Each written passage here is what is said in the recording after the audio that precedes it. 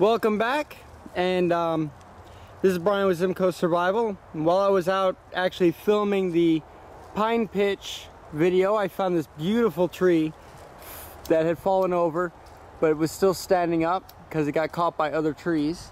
So I have this beautiful tree sitting here, dead pine tree that's been here forever.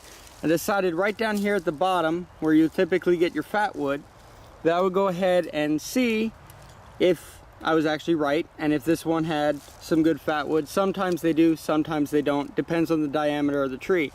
But in this case, it's perfect. Let me see if I can get you guys a good close-up there.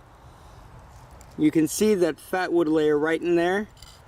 Now, the way to tell if you have good fatwood is it's going to be a dark color, and it's going to be really sticky. It's going to be very, very sticky. And most natural fatwoods that you're going to take from a tree this small is going to be striped. So, as you can see here, you can see that it's striped because the resin will tend to sit between the actual ring layers. So, it's going to be, in order to tell if you've got really good fatwood, it's going to be really sticky. Now, in this particular case, it rained a couple of days ago, so this is still pretty damp, so I'm not going to be able to use a lighter test on it. But if you look, you can see the fatwood there and the nice beautiful coloring of it, and you can see in the trunk of the tree there. This is really nice fatwood. This is actually some of the best that I've found, believe it or not, in a tree this small. Now, fatwood, of course, is used most often for starting fires as tinder or kindling. You can take shavings off of it to use for as a tinder. You can cut it into small strips to use as kindling.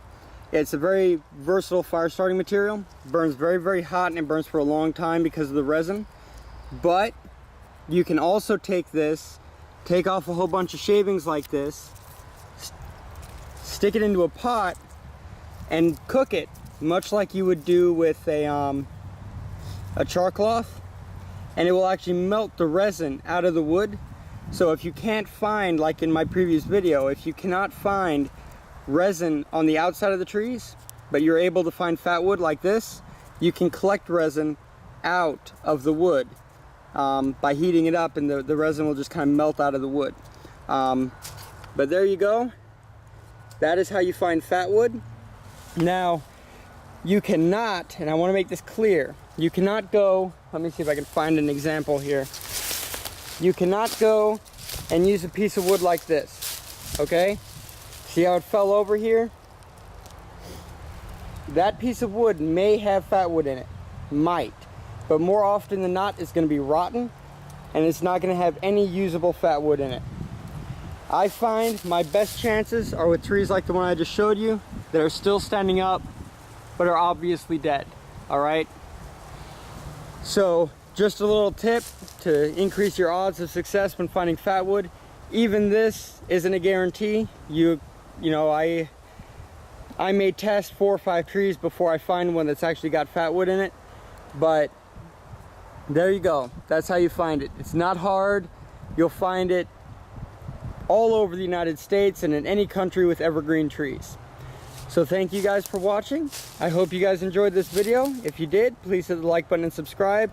And as always, have a great night. Bye-bye.